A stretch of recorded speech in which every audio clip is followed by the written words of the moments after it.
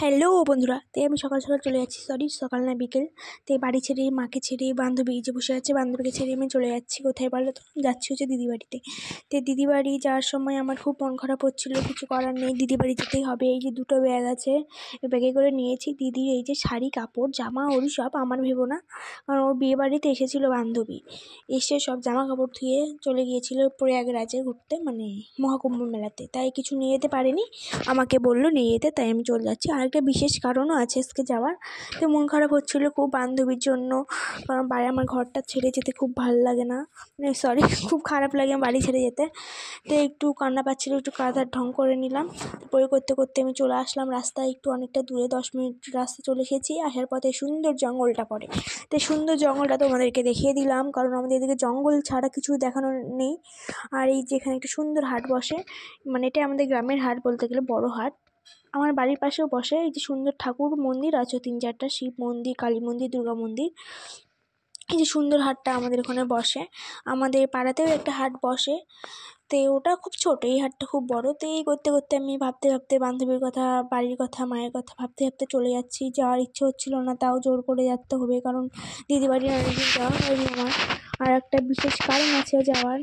ওই করতে করতে আমি চলে যাচ্ছি। এই যে বাড়িঘর দেখো সব, আর দেখানোর মতো তো আমার কিছু নেই, এগুলোই দেখো, কিছু করার নাই ভাই গাইস। আমার মনটা একটু খারাপ হচ্ছিল, তাও যেতে হবে, কিছু করার নেই। এই রাস্তাগুলোতে খুব স্মৃতি মনে পড়ে যায় আসলে, কারণ বিশেষ আসা হয় না এই রাস্তাগুলোতে দরকার ছাড়া। গাইস, এই যে এই রাস্তাটায় আগে আমরা পড়তে যেতাম এই রাস্তাটা দিয়ে, তাই একটু দেখিয়ে দিলাম, কারণ এই রাস্তাটা খুব স্মৃতি, মানে বান্ধবীরা সবাই মিলে খুব মজা করতাম। আর এই যে আমাদের গ্রামের এটা অঞ্চল বলে যেটাকে, যেহেতু আমাদের এটা গ্রাম, পৌরসভা হয়নি, অঞ্চল। এখানে সুন্দর সুন্দর দোকান আছে, সব দোকানগুলো দেখানো যাবে না, একদিন ঘুরতে আসলে সব দোকানে গিয়ে দেখাবো কি আছে।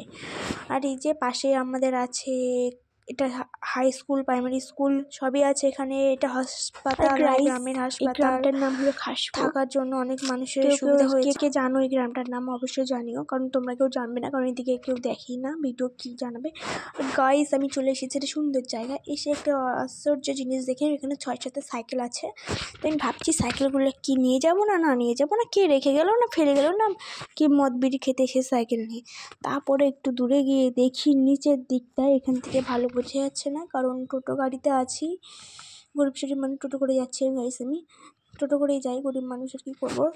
বাড়ির কাছে হলে সাইকেলে চলে যেতাম, গাইসে বলাই হলো না সাইকেলগুলো আছে, কারণ নিচে বাচ্চাগুলো খেলছিল, কয়েকটা ক্রিকেট খেলছিল, ফুটবল খেলছিল, ভালো করে দেখতে পেলাম না, কিন্তু আছে, খেলছে কিছু একটা। গাইস, এটা হলো আমাদের পাগলিগঞ্জ ব্রিজ, যেটাকে বলে পাগলিগঞ্জ, যেখানে এখানে অনেক বিকেলে অনেক দোকান টোকান বসে, ভালো একটা সুন্দর জায়গা, প্রেম করা, আড্ডা মারা সবই হয়, ছবি, ফটোশ্যুট, ভিডিও শ্যুট, যা করতে চাও। আর এই যে সুন্দর নদী, আমাদের আত্রাই নদী, এটা সুন্দর নদী।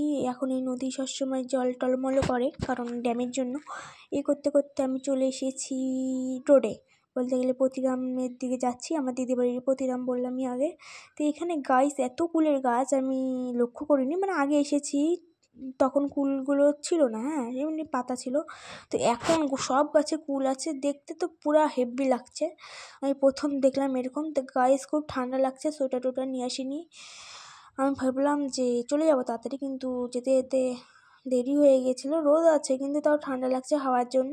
আর এখানে গাইস আমি একটা জিনিস দেখাতে চাইলাম, কিন্তু টোটোটার কাজটার জন্য দেখাতে পারলাম না। বলতে বলতে বন্ধুরা, বলতে বলতে আমি দিদি বাড়ির কাছাকাছি চলে এসেছি, এবং এসেও পড়েছি প্রতিরাম তালতলা মোড়। কে কে চেনো অবশ্যই জানিও।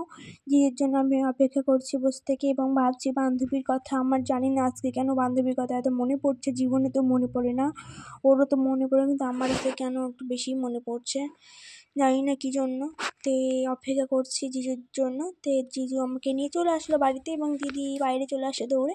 আমি আর দিদি সন্ধ্যার দিকে একটু বাজারে গিয়েছিলাম বাজার করতে, একটা বিশেষ কারণ বললাম যেহেতু, একটু বাজার করতে যেতেই হবে। আমি আর দিদি চলে এসেছি।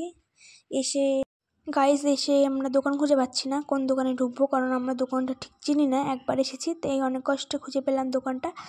দেখতেই পাচ্ছ কেক নিয়ে নিয়েছি একটা, বুঝতেই পারছো আজকে কি আছে, যেহেতু কেকের দোকানে এসেছি, কি থাকতে পারে তোমরা জানো। আর এখানে একটু হাসাহাসি হচ্ছিল, একটা কারণ নিয়ে, বলা যাবে না কারণটা। আমি দিদি কেক নিয়ে সরাসরি দুলতে দুলতে চলে যাচ্ছি বাড়ি যাওয়ার পথে দেখা হয়ে গিয়েছিলো মোমোর দোকানের সাথে। তো মোমো দেখলে তো আমাকে খেতেই হবে, আমাকে কেউ আটকাতে পারবে না গাইস। তো কাকুকে বললাম একটু, কাকু হবে না দাদু হবে, সরি, দাদুকে বললাম একটু ঝাল টাল দিয়ে মোমো করতে। তো আমার পুরো ঝাল লেগে গেছিলো, কিন্তু মোমো খাওয়া থামানো যাবে না। তো মোমোটা একটু দেখিয়ে দিলাম পুরো টেস্ট। তো কে কে আমার মতো মোমো খেতে ভালোবাসো জানিও, আমার তো খুব ভালো লাগে।